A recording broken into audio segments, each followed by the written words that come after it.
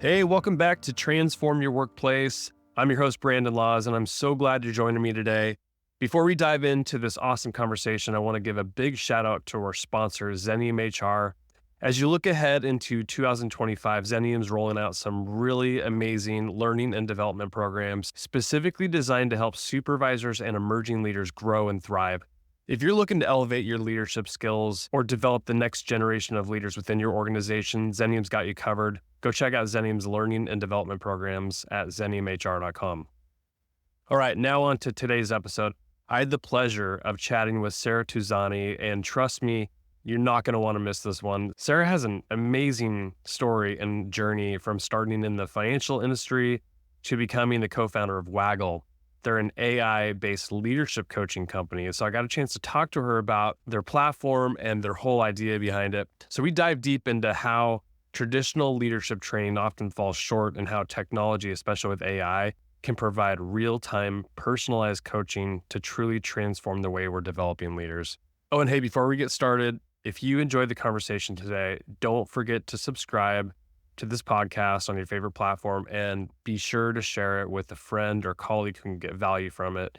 Together, we can transform workplaces everywhere, but it takes you sharing this content with your friends and colleagues. All right, let's jump into the interview with Sarah. Sarah, it's a pleasure to have you on Transform Your Workplace. Thanks for coming on the podcast. I'm so happy to be here. You got such an interesting background, and Rob Beer, who I'd interviewed on the podcast, introduced us, and I thought this would be a kind of a good follow-up to what the work that he was doing. Your background, you come from the financial industry, but yet you are creating an AI-based leadership coaching company.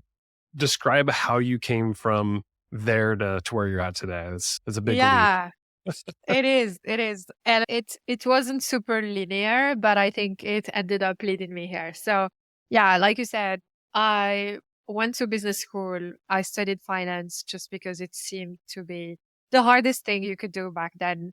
And I literally had no clue what I was doing or what I wanted to do. So I said, okay, let's pick the hardest one. For worst case scenario, you can reuse it somewhere else rather than go with something easier. But yeah, fast forward a few years, financial crisis happened back in 2008. And so I found myself in like roles that had more to do with operations, as we would call them in a startup, but in banking, it would be like more roles around compliance, risk management, operational like processes and these sorts of things. So I did that for a while. And at some point I got a bit frustrated by the fact that big banks, or you imagine how big banks, like how slowly they can move.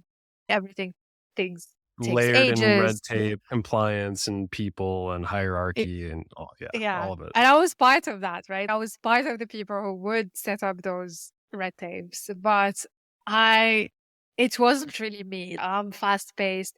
I want to get stuff done fast. I want to fail if we need to fail, but learn from it and move on. So I was a bit of the ugly duckling in banking, honestly. This was back in Paris where I used to live.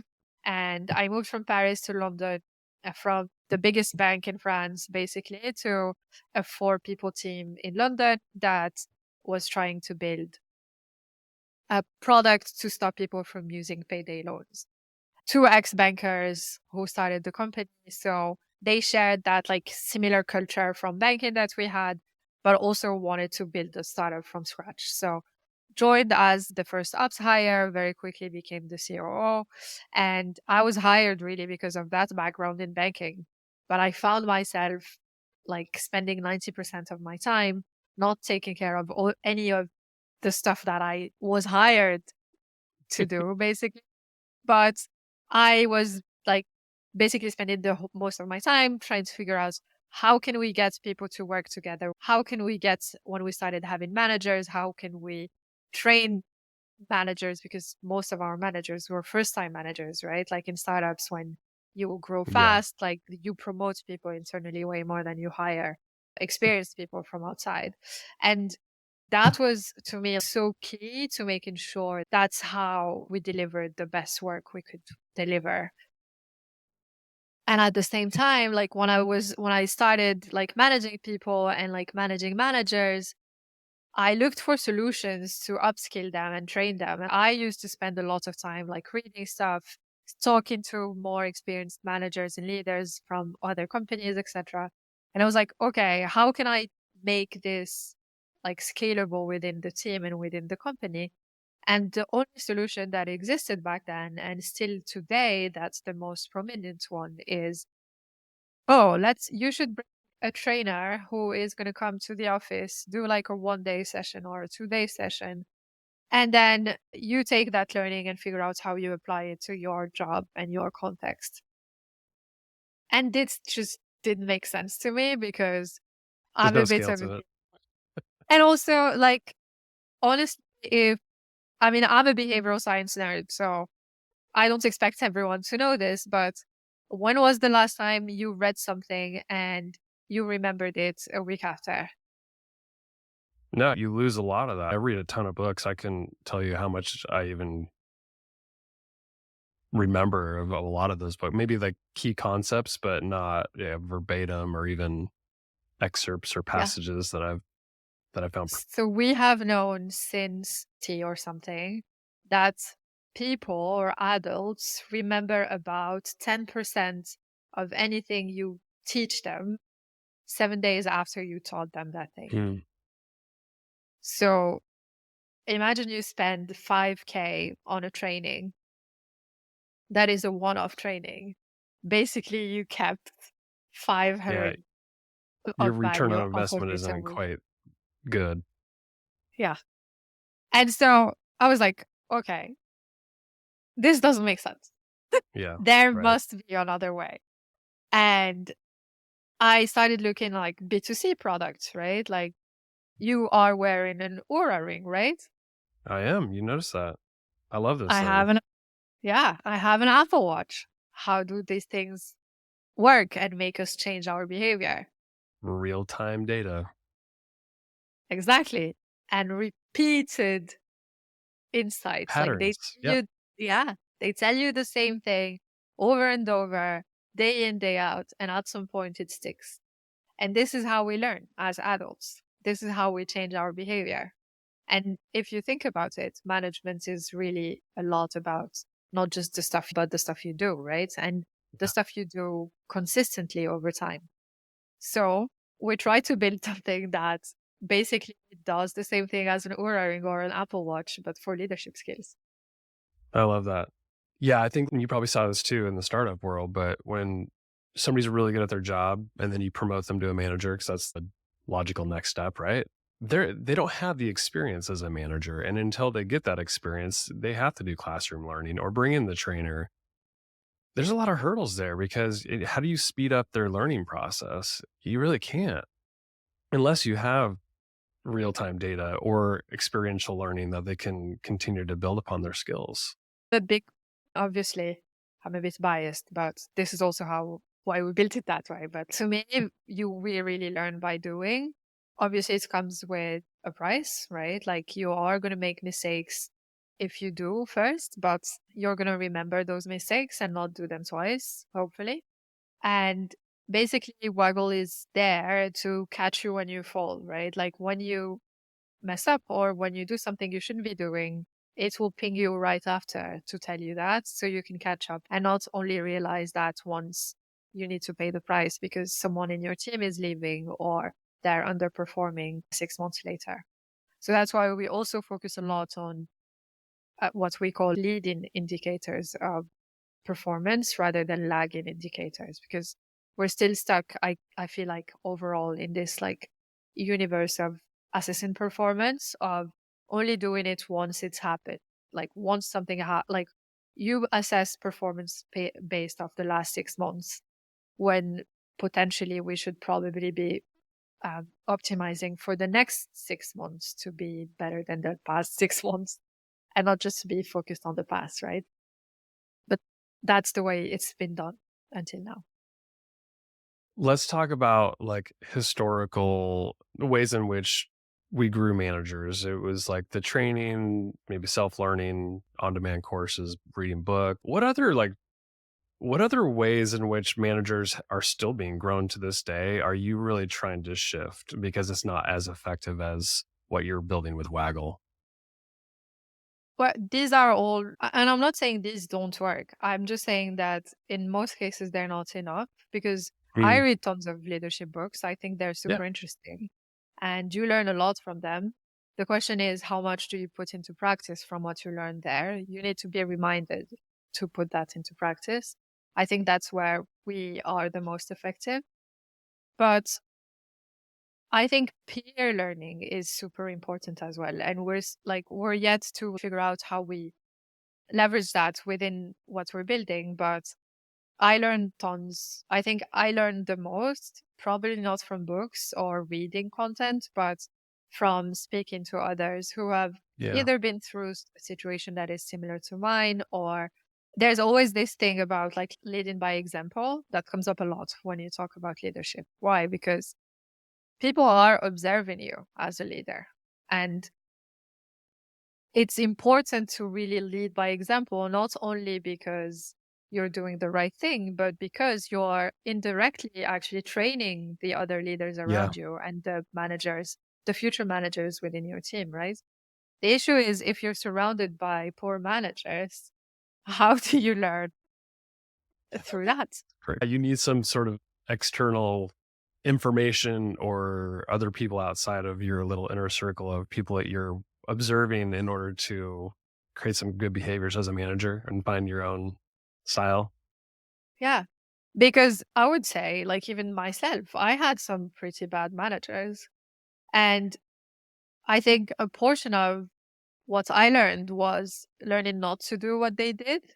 Mm, But there's still something missing there, which is okay, I don't want to do what they're doing, but what should I do then? And if you don't go out and seek advice or seek mentorship from people outside of your direct circle, it's hard to get, right? yeah. And I don't think it's reasonable to expect that everyone is going to go out and seek those mentorships if they're not readily available around them. Yeah. I think what's interesting about what you're building too, and I want to get into the details of how it works, but having some sort of real time tech observing you all the time, as creepy as that sounds, and I want to get into that too. We can talk about um, it. that's something that a human being really can't do because you can't have a coach like observing you all the time and giving you real time feedback. So having some sort of technology or app do that for you and then provide suggestions that will help fine tune your leadership skills. Is that really how you intended it to work? Yeah, definitely. And we do call it like your AI leadership coach, basically, because the thinking is it follows you around, not like a real coach would do, but if we could, or if coaching was cheap enough to have someone follow you around all day, it would be a great use of time, Yeah. right? But it's just not realistically doable when you know how much coaching works costs. And interestingly, like a couple of my advisors who are exec coaches do this actually. They do this as a one-off. So they would, for example, come into a team or come into an organization that is looking to improve the way they work. They would spend 1 day or 2 days just sitting and listening to their meetings and just like observing how they interact with each other and then building like a bit of an analysis and building that feedback loop that we have with Waggle. So one of them says that she waggles people manually, basically. But you can only do that for so long, right? Like it's super Yeah. expensive. It's not the best use of even for a coach. Like they don't want to be doing that because it's not fun for them. They want to Yeah. be getting into very deep topics and not saying, "Hey, did you think about not talking while the other person is talking and listening to what they're saying actually instead of interrupting them." Yeah. I think back to as a kid being on a school bus and like once in a while they'd have somebody observing the bus driver and probably providing some sort of individualized, like subjective feedback. And then now I think you fast forward it, and now I've got an app on my phone through my insurance company that tracks my driving. And it provides real time feedback on every trip that I make, like acceleration, hard braking, whether I picked up my phone or not. I, I promise. and just other real-time thing. And this is where the tech is going, is it scales real-time feedback and gives us insights in the moment so we can get better next time. Yeah. And I think that's where, uh, for me, that's where AI is used at its best, right? Not Yeah. to replace what we do as humans, but really to augment what we are capable Augment. of Yeah. doing. That's at least what I'm most excited about. Not to Yeah. create like manager robots that manage people instead of you. It's really to make you a better version of the Yeah. manager you are. That's well said. How does it work? So you're building this tech. How invasive is it? I'm sure people, like, as we have more AI into our lives, I think people are a little suspect on how invasive it is with our everyday, but yeah, maybe just insights on how it works and what we can expect.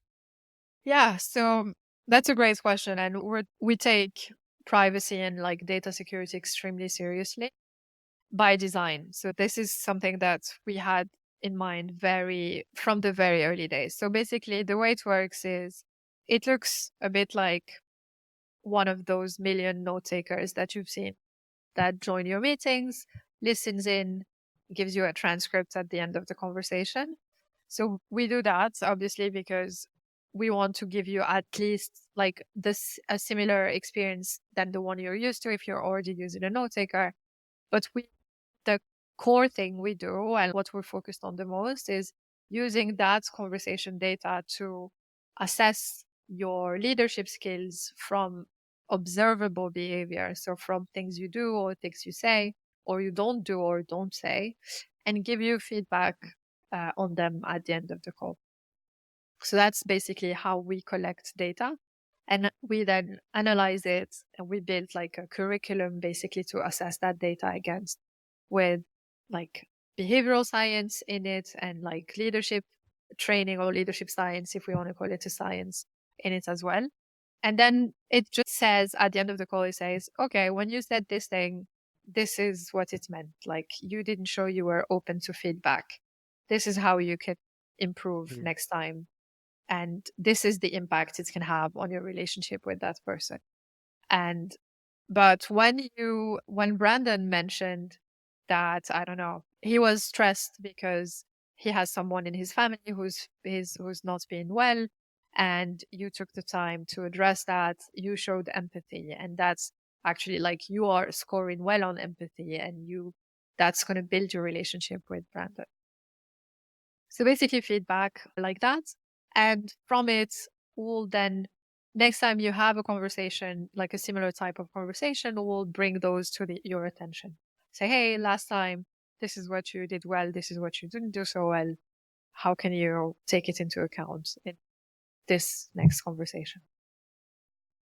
How are you solving for the non-video call situation, like Slack or Teams, like where you're messaging somebody, but also a lot of In person. organizations are still doing it in person too. So how do you solve for that to make sure all those insights are combined into one data set for that person?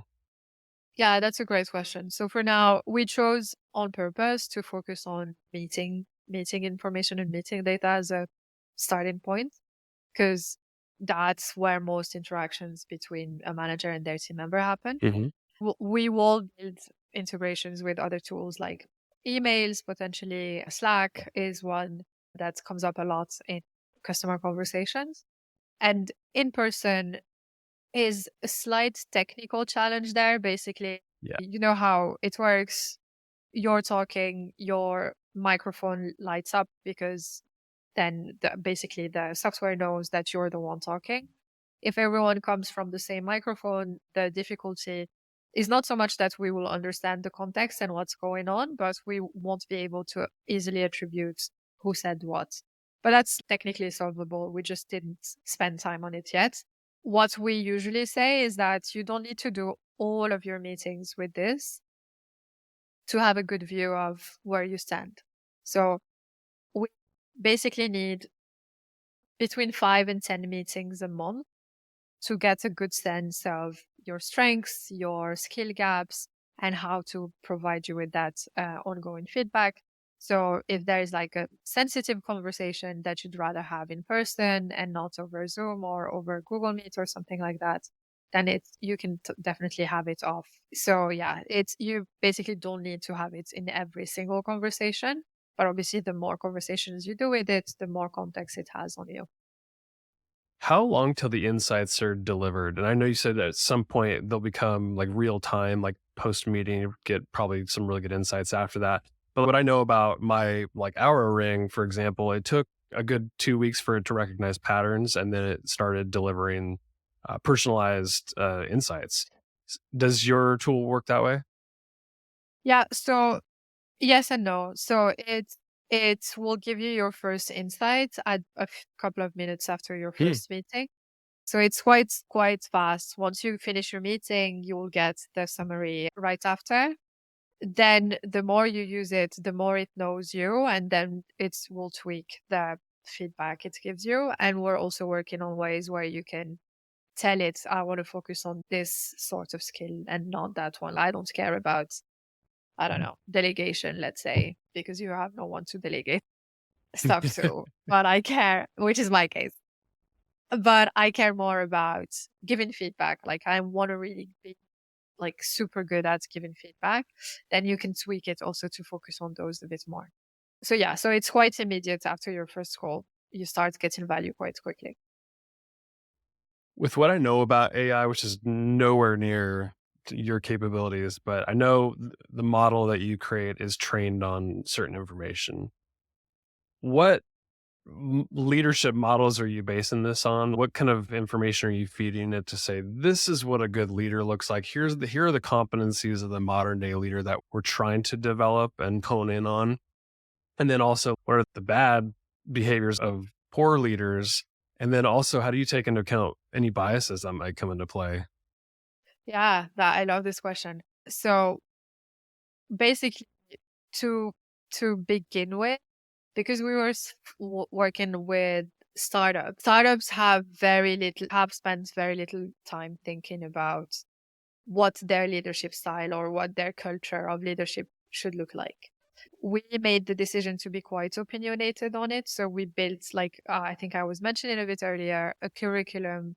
We worked on it with Rob, with other of our advisors that are either behavioral scientists or executive coaches and have been for a while, to build basically a map of the skills we expect a leadership to build.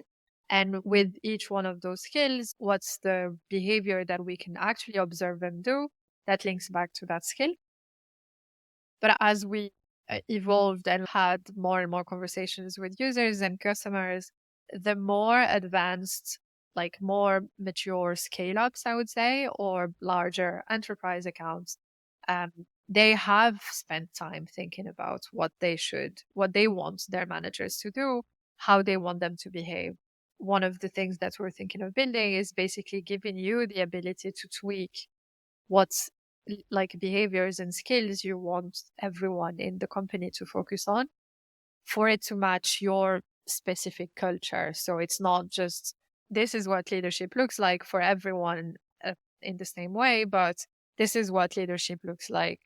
I don't know, let's say, or if you don't know yet, but you have like a sense of what you want it to look like, you can say, okay, set me up with the management culture from Netflix or from Google or something like that, Mm, which are like slightly different. Like managing like an Amazon manager is not managing an Apple manager, yeah. probably. So we might also have these templates that you can use if you are a bit opinionated, but not extremely clear on your own culture should look like.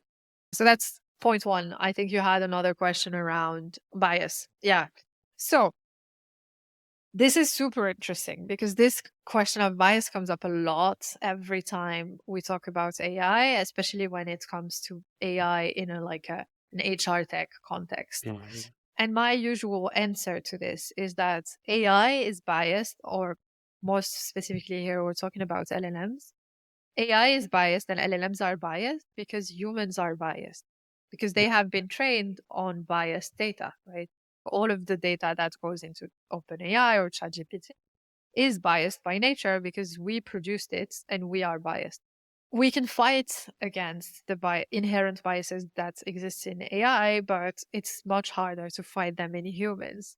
And actually, what we're doing is and one of the features I really like about what we're building is we can highlight those biases in people's behaviors within the app, right? So Hmm. one question that came up when we started working on this was, can we give like a delegation score to a person that is like once a single score?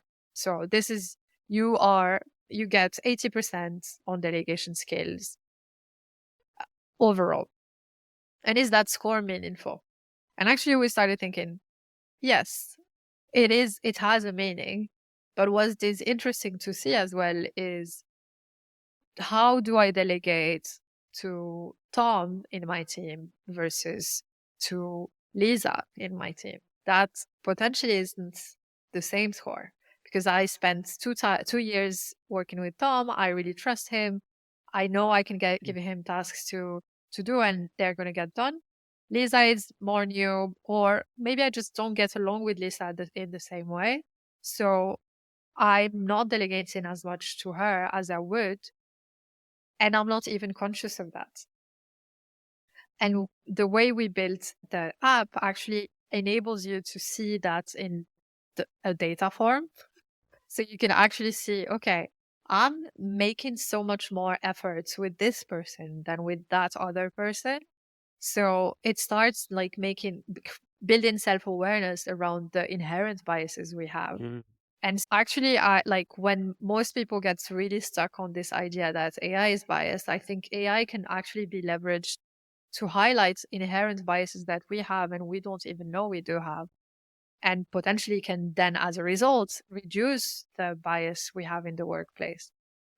So this last question I have for you is a biggie. And I'm sure like people are going to get used to having an AI companion at all times, but given the fact that like every conversation's being recorded, transcribed, and that IT departments might even have access to insights organizational wide, do you worry that people show up to meetings differently or change their behavior because Yeah, they they know that do. something's so they do? How do you solve for that problem though?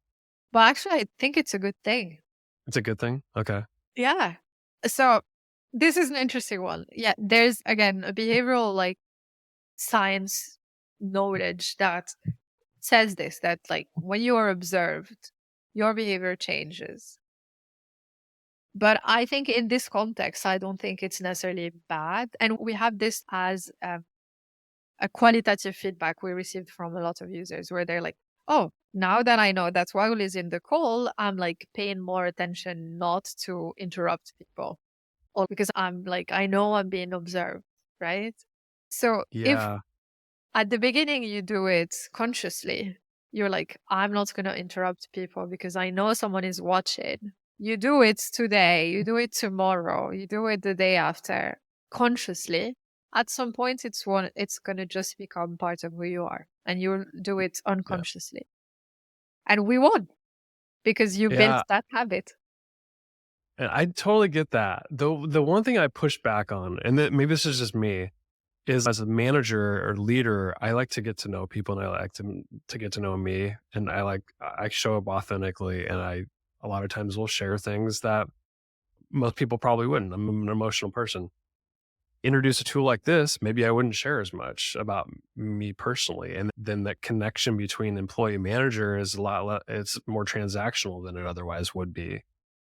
So that's where I push back on a little bit. Is that all good? Because I think you regress to more transactional behavior versus true relationships and trust.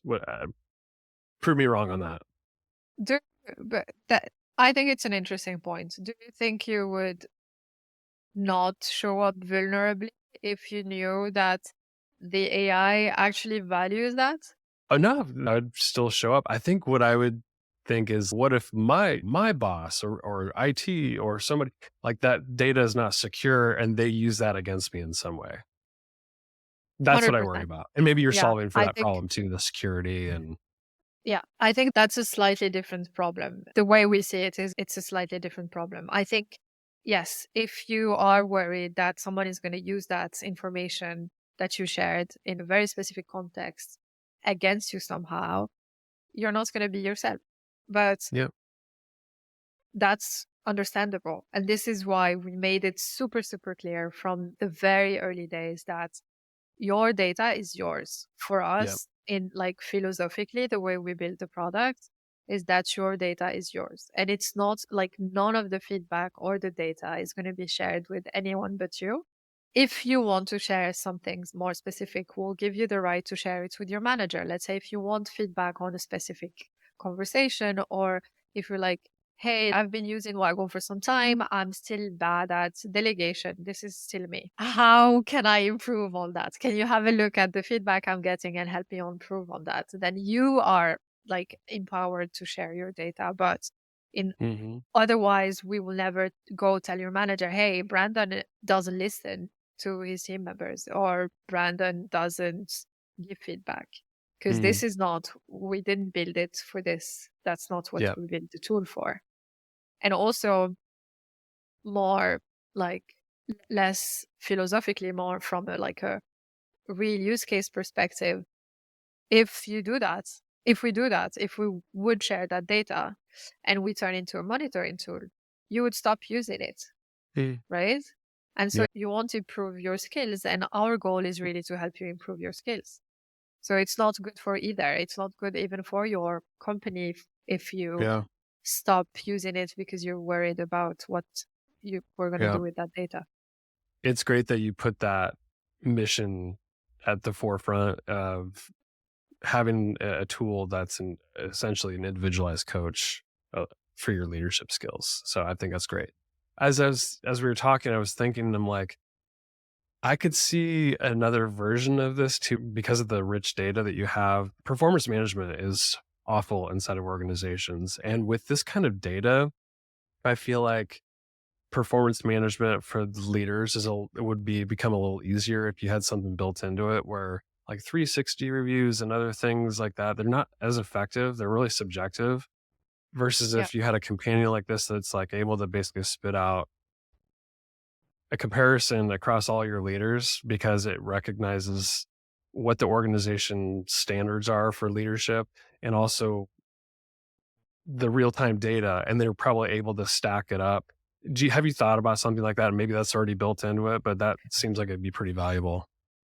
Yeah. So the way we think about it is there's value without, again, without sacrificing from making sure that people own their data and it's not Mm-hmm. shared to monitor them. The way we're thinking about it is to aggregate the data and share it, only share aggregated data the same way you would share engagement survey results, Yeah. which again, like 360s, engagement survey results are extremely biased and not super actionable. So this could be a good replacement for that because we can tell you, okay, this is what your company culture looks like. There's people are pretty good at giving feedback, but they're not super good at delegating, let's say. So you would get overall aggregated data. And if we get into a portion that is too small, usually I think from the accepted limit is 5 people. If it's smaller than 5 people, then you don't get access to it. It needs to be a bigger group than 5 for the data to be shared. So that's the thinking we're having of how to use the data there. But we'll always, individual privacy data will always come first. If we can't basically assure that, we won't share the data. It's good stuff. Sarah, I love this conversation. I think you're onto something big. I know you're probably in the early stages of this product, but really interesting. I haven't heard of anything like it before, and just really appreciate you sharing what you're up to. Where can people like learn more about Waggle, any call to action or parting thoughts? Yeah, it's on usewaggle.ai. If you type that on Google or anywhere, you should find us. And Sarah Touzani on LinkedIn. Feel free to message me. I'm always up for a chat about leadership skills and organizational culture. My guest today has been Sarah Touzani. Thanks for coming on the podcast. Thank you. Thanks for having me.